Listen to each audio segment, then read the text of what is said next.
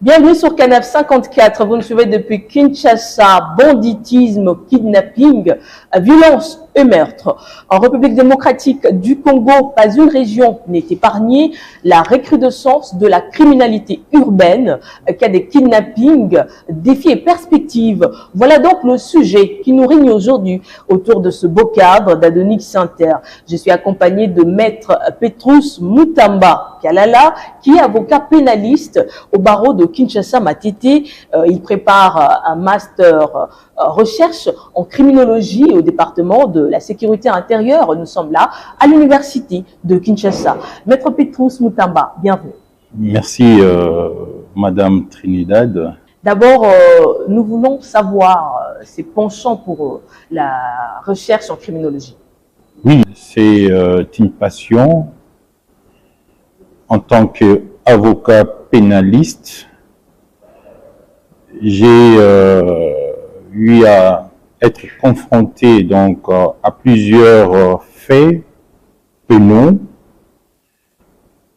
et que j'étais obligé de pouvoir condamner ou défendre des cas pareils, donc des cas où quelqu'un a commis donc de faits délictueux, mais il y a un élément qui manquait, celui de comprendre qu'est-ce qui justifie ce comportement criminel, et c'est pourquoi je suis allé faire donc la criminologie à l'école des criminologies de l'université de Kinshasa, où j'ai fait donc un master recherche, spécialité donc sécurité intérieure. La sécurité intérieure qui est un des objets de la criminologie, donc à savoir le crime, une science qui étudie les crimes entre guillemets, mais aussi le contrôle social. Donc ça relève donc de la sécurité intérieure, le deuxième objet de la criminologie. Voilà. Alors, quels sont selon vous les défis sécuritaires majeurs à entreprendre dans la justice congolaise? En fait, les défis majeurs est que d'abord, nous devrions, la République démocratique du Congo, dans le cadre de l'élaboration de la politique criminelle du pays, qui du reste est l'ensemble de mécanismes mis en place par l'autorité publique pour faire face au crime, c'est-à-dire la prévention et la répression de ces infractions-là, de la criminalité au sein de la société, et que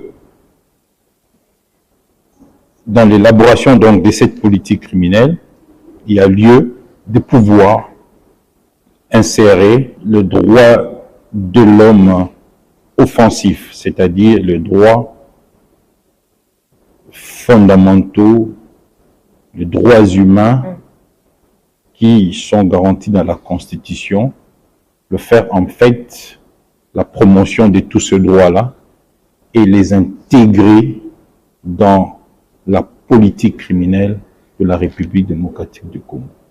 La recrudescence de la criminalité urbaine ne provient-il pas du manque d'emploi, du manque de chômage en RDC? Bon, déjà, il faudrait, quand vous parlez de la recrudescence de la criminalité dans la société congolaise, hein, en général, et à Kinshasa, de Kinshasa en particulier, c'est-à-dire que nous avons de perception de cette augmentation de l'insécurité dans la société. Nous disons, la délinquance ne cesse d'augmenter.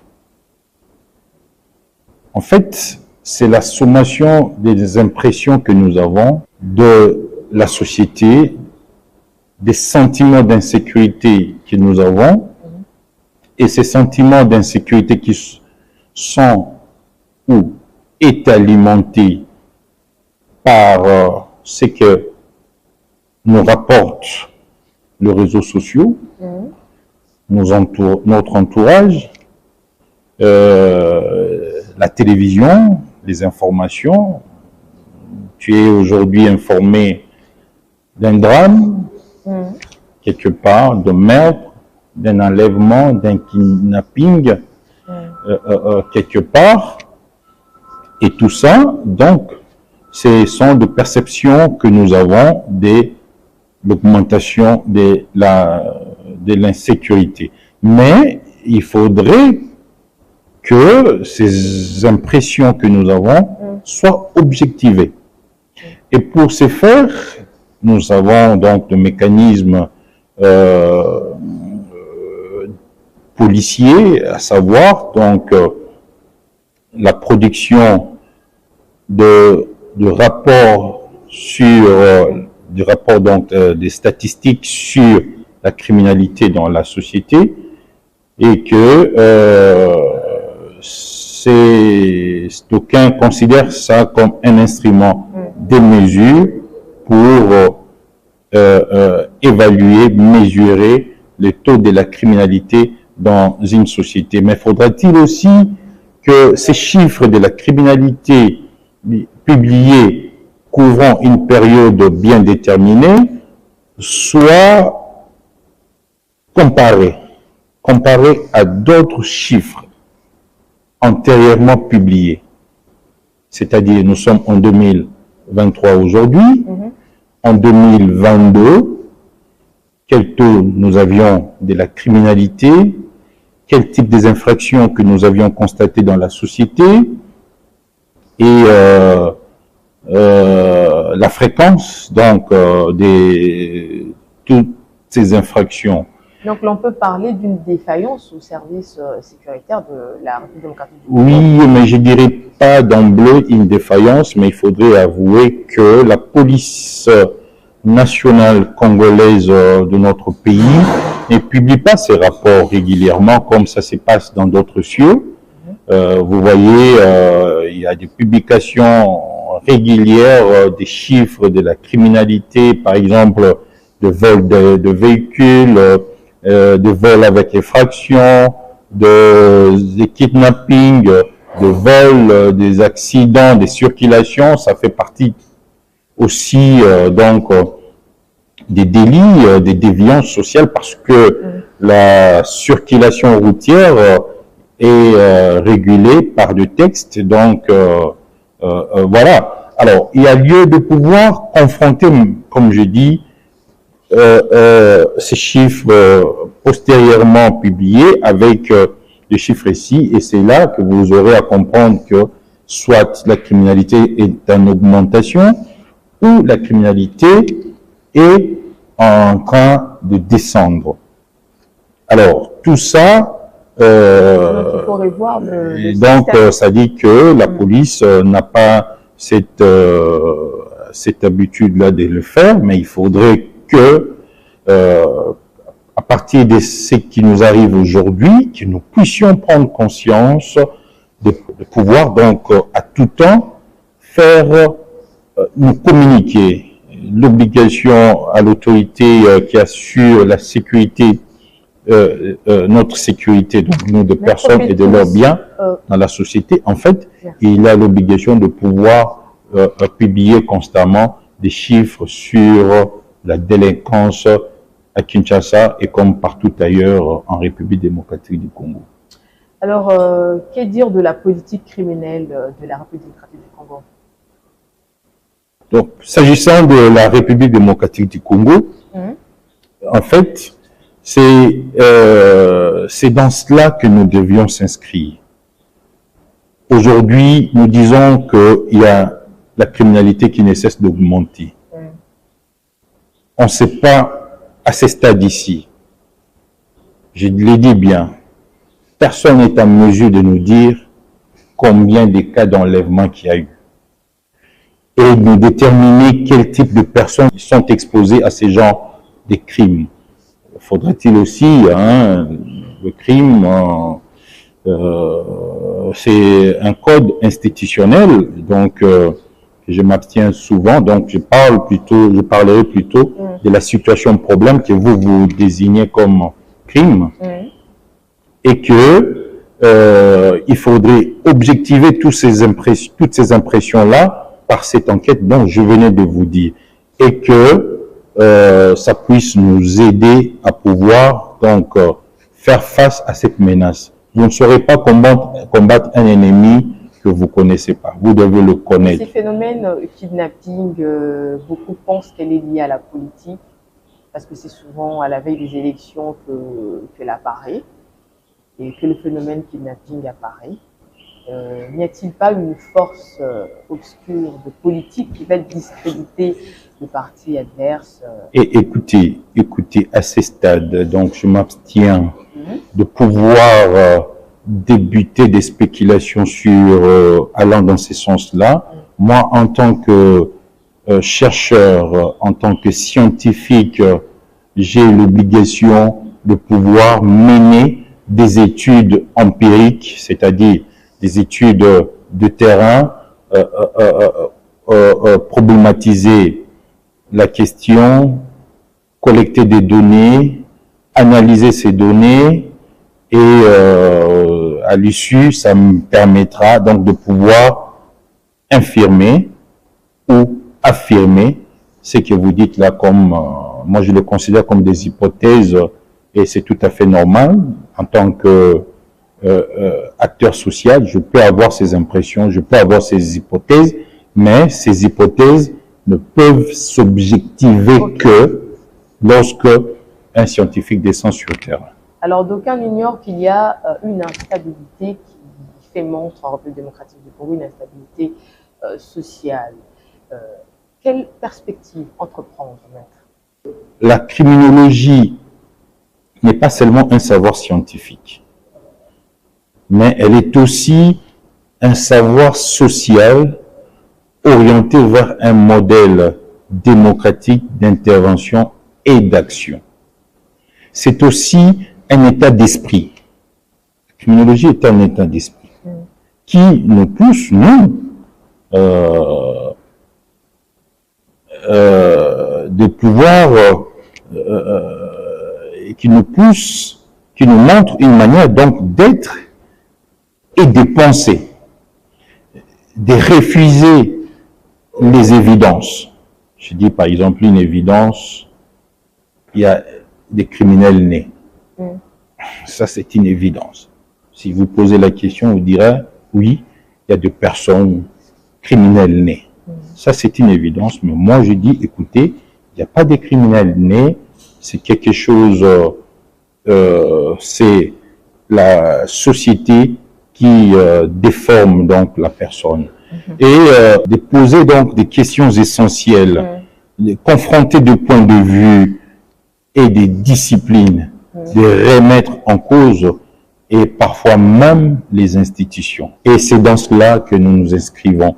Nous devrions maintenant intégrer ce que François Tulquin s'appelle le droit de l'homme offensif, que moi j'ai dit le droit de l'homme intégré. Intégré où? Dans la Constitution. En fait, les droits de l'homme, contrairement aux droits de l'homme défensif, c'est en fait un droit qui s'applique lorsque la machine pénale veut s'abattre contre un individu.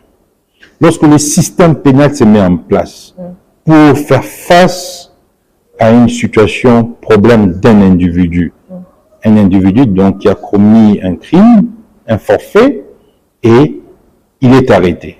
Aussitôt arrêté, en tant qu'individu, vous avez deux droits. Maître Petrus Kalala, où est donc la responsabilité de l'État congolais dans cette affaire de kidnapping? Oui, il n'y a pas une responsabilité. Oui, bon, tout le monde est responsable. C'est l'État qui gère au quotidien la population. Oui, mais il y a ce que je disais tout à l'heure ici. manque de promotion de droits offensifs. Donc ces droits-là que j'ai dit, le droit à la santé, le droit à l'éducation, le droit à avoir un travail, le droit à un logement, hein. Tu peux pas me dire le nombre de logements que nous avons dans la société, parce que ces gens-là, des Koulouna, que nous voyons à la rue, ce sont des gens qui passent nuit à même les sols sous la belle étoile. Et ce sont des gens qui ont des besoins, parce que ce sont des humains. Et il faudrait envisager la possibilité, et je pense que le gouvernement est en train de prendre cette question en charge. Je venais de suivre récemment ici le nombre de production de tonnes de maïs qui a été produit à Kanyama-Kassese par ces jeunes gens qui étaient ici de Koulouna, mais qui ont été envoyés là-bas et ils ont appris un métier, ils ont appris comment être utiles dans la société. Et c'est la main-d'œuvre, nous avons besoin de cette main-d'œuvre. L'État a compris ces paramètres-là. Il faudrait envoyer en prison, mais pas seulement envoyer en prison, mais c'est aussi solutionner le problème à partir de la source. Et c'est quoi la source? C'est la situation de précarité que nous connaissons tous ici. Ce sont des jeunes gens, ils ont des femmes, ils ont des besoins corporels, des besoins sentimentaux, et qui doivent être satisfaits. Et pour satisfaire à tous ces besoins-là, il faut avoir le moyen. Par exemple, le droit au partage équitable de richesse, c'est un droit garanti dans la Constitution, et que ces droits-là, aujourd'hui, ne sont pas observés à leur égard, et ils estiment abandonnés, et ils s'adonnent à ces comportements que nous décrions aujourd'hui. Donc, moi, j'essaie de voir le problème à la source, contrairement à d'autres ou aux pénalistes que j'étais hier, qui étaient là pour réprimer la condamnation et consort. Maître, la corruption des animateurs de la justice, le manque de contrôle ou encore la perte de vitesse de la justice, et donc les juges et magistrats sont corrompus. Que dire Oui, moi je ne me permettrai pas de pouvoir affirmer. Il faudrait aussi sur cette question, c'est un phénomène social qui doit être observé, et des études, je pense, avaient été amenées dans ce sens-là. Nous ne devons pas aujourd'hui crier sur le magistrat et sans pour autant se rendre compte de leur situation. Et récemment, j'ai suivi, ils ont dit, écoutez, arrangez-nous. Quand quelqu'un qui doit, avec ce qu'il reçoit, est incapable de tenir le début jusqu'à la fin du mois, et que celui-là, vous le laissez quel choix? Il y a d'autres paramètres aussi, hein, comme des études menées par... ils ont raison de... Non, ils n'ont pas, j'ai dit qu'ils n'ont pas raison. Nous décrions, c'est un comportement malsain, c'est un comportement délictueux, nous le condamnons. Mais moi, je t'ai dit, en tant que criminologue, en tant que scientifique, en tant que chercheur, je ne peux pas affirmer ou infirmer une hypothèse. Parce que toi, tu n'as pas de preuves, ce sont des histoires qui se passent en coulisses. Mais nous voyons la volonté, la détermination du gouvernement de pouvoir éradiquer ces phénomènes dans la société, dans cette institution-là, la justice. Mais faudrait-il aussi dire que dans la société africaine, les acteurs étatiques agissent contrairement à ce que prévoit le texte. Et s'il y a ces écarts, il y a Olivier Desardins, effectivement, un anthropologue qui a mené des études, mais il a finalement compris que ces écarts peuvent s'observer partout ailleurs. Mais en Afrique, ces écarts sont vraiment un peu énormes. de ce que prévoit le texte et de ce que font les acteurs sur le terrain. Et c'est-à-dire, c'est parce que la conception de ces textes-là fait défaut. La conception de ces projets n'ont pas tenu compte de la réalité sociale, n'ont pas tenu compte des habitus de la société, n'ont pas tenu compte des mœurs africaines. Je vous donne, par exemple, le cas de violence sexuelle. Dans la mobilisation de ressources normatives, nous disons qu'il y a la mobilisation au niveau primaire et secondaire. Primaire, il y a eu des lobbying, le Parlement mis en ébullition, qui ont exercé une pression et on a adopté une loi sur la minorité d'âge à 18 ans et consorts pour des filles mineures ou des garçons mineurs. Mais va au Congo profond, magistrat que tu es, tu seras en mesure d'arrêter un homme qui a épousé légalement une fille de 16 ans, 17 ans.